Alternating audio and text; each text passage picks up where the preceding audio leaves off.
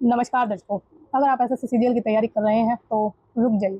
क्यों? क्योंकि अब खेल के नियम बदल चुके हैं। स्टाफ सिलेक्शन कमीशन ने एसएससी सीजीएल 2026 का ऑफिशियल नोटिफिकेशन जारी कर दिया है, आप सभी को पता है, जिसमें 12,256 वैकेंसीज निकाली गई हैं जो टेंटेटिव है। मतलब कि ये 12,000 में, ठीक है, प्लस या माइनस हो सकता है, ठीक है, मतलब घट या बढ़ सकती है। तो इस बार एसएससी ने परीक्षा के ढांचे में भी चौंकाने वाले जो हैं क्या करे हैं, बदलाव करे हैं, जो आपकी पूरी तैयारी और मॉक टेस्ट देने के तरीके को बदल कर रख देंगे। पुराने तरीके से मॉक टेस्ट लगाना अब बिल्कुल बंद करना होगा आपको। एक नया तरीका है क्योंकि इसमें एग्ज़ाम पैटर्न आपका चेंज हो चुका है। आज के इस वीडियो में हम आपको नोटिफिकेशन के उन 4 बड़े बदलावों के बारे में बताने वाले हैं जो सीधा आपके सिलेक्शन पर असर डालेंगे। हाँ, बिल्कुल सही सुना आपने, सीधा आपके सिलेक्शन पर असर डालेंगे। और साथ ही हम बात करेंगे कुछ ज़रूरी तारीखों की जो आपके लिए इंपॉर्टेंट होंगी। तो चलिए बिना किसी देरी के सीधे मुद्दे पर आते हैं।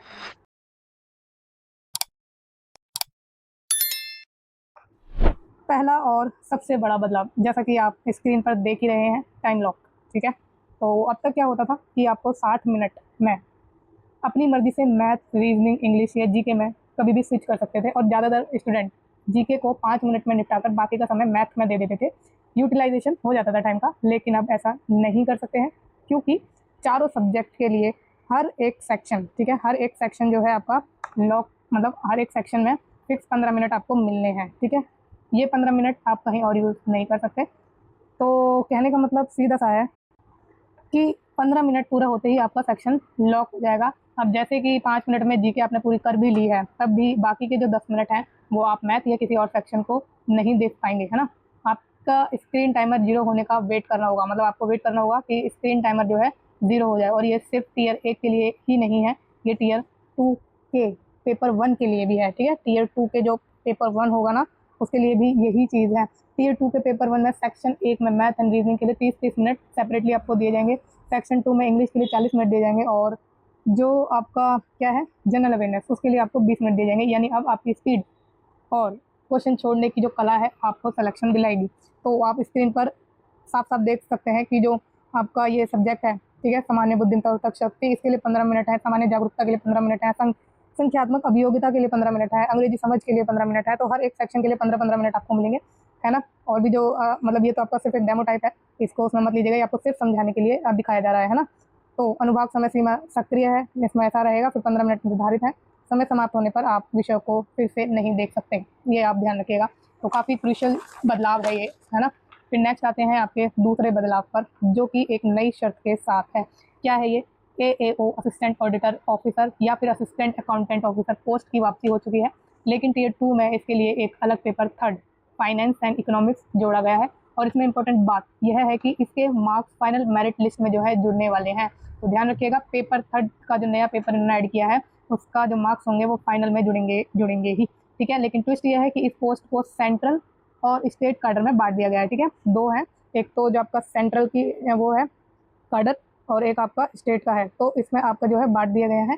ठीक है, अगर आपको स्टेट कैडर में पोस्टिंग मिलती है, मान लीजिए आपको स्टेट कैडर में मिली है, तो आपको उस स्टेट की रीजनल लैंग्वेज, ये जो रीजनल लैंग्वेज है ना, वो आपको आनी चाहिए, उसकी प्रोफिशिएंसी आपके पास होनी चाहिए। वहाँ की भाषा आपको पढ़ना, लिखना और बोलना आना चाहिए, तीनों आनी चाहिए। ठीक है, इसलिए पोस्ट प्रेफरेंस भरते टाइम सावधानी बरतना आपके लिए बहुत ज़रूरी हो जाता है। अब बढ़ते हैं तीसरे बदलाव की तरफ। ये क्या है? स्टैटिस्टिकल इन्वेस्टिगेटर की जो पोस्ट है, ठीक है, इसके लिए इन्होंने एलिजिबिलिटी बढ़ा दी है। ये जो आपकी सांख्यिकी अन्वेषक ग्रेड 2 की पोस्ट है, इसके लिए एलिजिबिलिटी इन्होंने बढ़ा दी है। ये बदलाव टेक्निकल और साइंस बैकग्राउंड वालों के लिए एक बड़ी राहत भी लाया है और एक खुशखबरी भी लाया है। पहले स्टैटिस्टिकल जो आपका इन्वेस्टिगेटर ग्रेड 2 के लिए सिर्फ वही लोग अप्लाई कर पाते थे जो स्टैटिस्टिक्स में क्या थे, ग्रेजुएट थे। ठीक है, मतलब ग्रेजुएट हों वही इसमें अप्लाई कर पाते थे। लेकिन अब ये वो लोग भी अप्लाई कर पाएंगे जिन्होंने एआई यानी आर्टिफिशियल इंटेलिजेंस, ठीक है, एआई यानी आर्टिफिशियल इंटेलिजेंस, और डाटा साइंस, ठीक है, कंप्यूटर साइंस, और साथ में क्या है, ये इंफॉर्मेशन टेक्नोलॉजी यानी कि आईटी में ग्रेजुएशन की डिग्री ली हो। ठीक है, तो ये काफ़ी अच्छा इनका मूव है कि इन्होंने जो इसको एक्सपेंड कर दिया है डिग्री को, है ना, क्योंकि इससे काफ़ी लोगों के लिए जॉब का जो रास्ता है वो खुल जाएगा। अब फाइनली हम चलेंगे अपने लास्ट, और ये जो बदलाव है ये क्या है? फॉर्म रिजेक्शन से बचने के लिए इन्होंने जो कड़े नियम लाए हैं उससे रिलेटेड है। ठीक है, फर्जीवाड़ा को रोकने के लिए नियम सख्त हो गए हैं। तो फर्जीवाड़ा ये मतलब रुक पाएगा, ये कितना सच है ये तो हम नहीं जानते। ठीक है, बाकी आप सब समझदार हैं। तो सिर्फ लाइव फोटो अब अपनी गैलरी से जो है आप अपलोड नहीं कर पाते, मतलब जो फॉर्म पहले आप भरते थे, गैलरी से आप अपलोड कर लेते थे, वो अब इसमें नहीं होने वाला है, ठीक है। उसको अब इन्होंने रोक दिया है। तो फॉर्म भरते समय आपके वेबकैम या फ़ोन से on the spot live photo ली जाएगी, ठीक है। इस तरह से लाइव फ़ोटो आपकी ली जाएगी। ध्यान रहे बैकग्राउंड क्लियर होना चाहिए और लाइट भी अच्छी हो, ताकि कोई दिक्कत ना हो, फॉर्म रिजेक्ट ना हो जाए आपका। फिर अगर आपको स्क्राइब की ज़रूरत है, ये हैंडीकैप्ड कैंडिडेट के लिए होता है। अगर आपको कोई सहायक की ज़रूरत है, पेपर करते वक्त जो चाहिए होते हैं, तो उस स्क्राइब को भी, ठीक है, कैंडिडेट नहीं, स्क्राइब को भी OTR पर अपना रजिस्ट्रेशन करना होगा। और एडमिट कार्ड से पहले आधार कार्ड बेस्ड, ठीक है, या आधार कार्ड बेस्ड OTP वेरिफिकेशन करना अनिवार्य हो गया है। डॉक्यूमेंट आपको संभाल कर रखने होंगे, जो भी परीक्षा के मतलब जो भी परीक्षा से रिलेटेड है, और वो भी कम से कम 3 साल तक आपको संभाल के रखने हैं। यह जो है ना, साफ-साफ नोटिफिकेशन में मेंशन किया गया है, तो इस चीज़ का ध्यान रखिएगा। फिर डॉक्यूमेंट में जो एप्लीकेशन फॉर्म है और भर्ती से जुड़े जो भी दस्तावेज हैं, वो सब आपको क्या करना है, संभाल के रखना है। अब जो आपकी उम्र की गणना है, यानी आपको जो कैलकुलेशन होगी एज की, उसकी डेट इन्होंने 1 अगस्त 2026 तय की है, ठीक है। तो ये चीज़ें आप अच्छे से समझ गए होंगे। अब हम आगे चलते हैं, और भी इम्पोर्टेंट एक इन्फॉर्मेशन है लास्टली। तो जो आपकी डेट्स हैं वो इसमें बताई गई हैं, है ना। सभी महत्वपूर्ण तारीखें क्या है, ऑनलाइन आवेदन कब से शुरू हो गए हैं, 21 मई से, I am so sorry, okay 21 मई से शुरू हो गए हैं। और इसको थोड़ा जूम कर लो please, wait for some time, ठीक है।